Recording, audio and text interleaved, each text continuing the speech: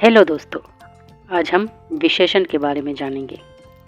संज्ञा और सर्वनाम शब्दों की विशेषता बताने वाले शब्दों को विशेषण कहते हैं। विशेषण शब्दों के द्वारा ही हम किसी व्यक्ति, वस्तु, स्थान आदि की विशेषताओं का वर्णन कर सकते हैं।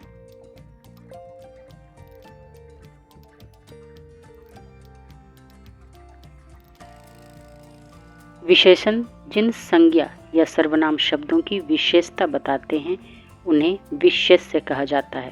जैसे दिल्ली ऐतिहासिक नगर है, इस वाक्य में ऐतिहासिक विशेषण है और नगर विशेष्य है।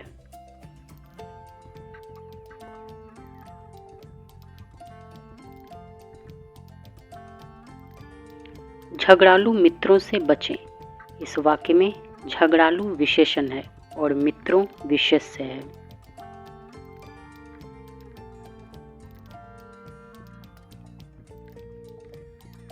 अब हम विशेषण के भेद जानेंगे। विशेषण के मुख्यतः 4 भेद हैं।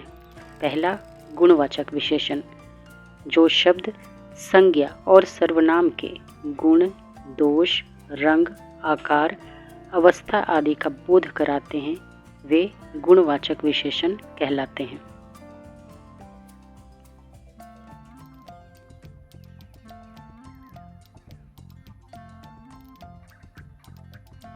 गुणवाचक विशेषण के उदाहरण हैं स्नेही, प्रेमी, मूर्ख, बुरा, काला, गोरा, स्वस्थ, पतला, लंबा, सीधा, पश्चिमी, बंगाली, नेपाली, प्रातःकालीन, साप्ताहिक, खट्टा, कड़वा, मुलायम, नरम इत्यादि।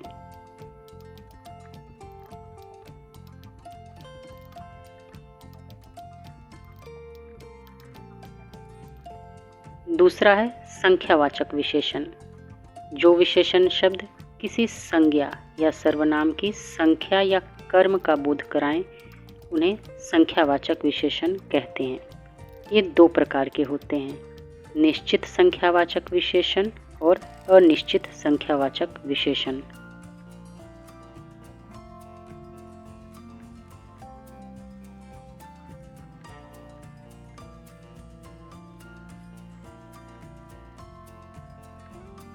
निश्चित संख्यावाचक विशेषण में शब्दों से उनकी निश्चित संख्या का पता चलता है, जैसे 1, 2, 10वां, दुगना, दोनों, पांचों, हर साल, प्रत्येक और प्रतिदिन।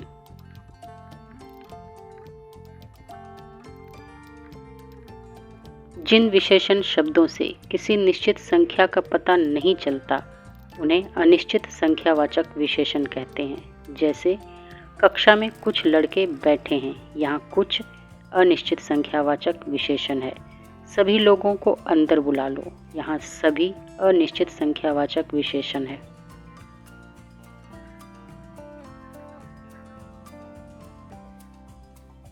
तीसरा, परिमाणवाचक विशेषण, जिन विशेषणों से संज्ञा या सर्वनाम शब्दों के माप तौल का पता चले, उन्हें परिमाणवाचक विशेषण कहा जाता है।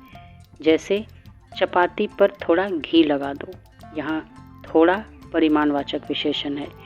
3 किलो आलू ले आना, यहाँ 3 किलो परिमाणवाचक विशेषण है।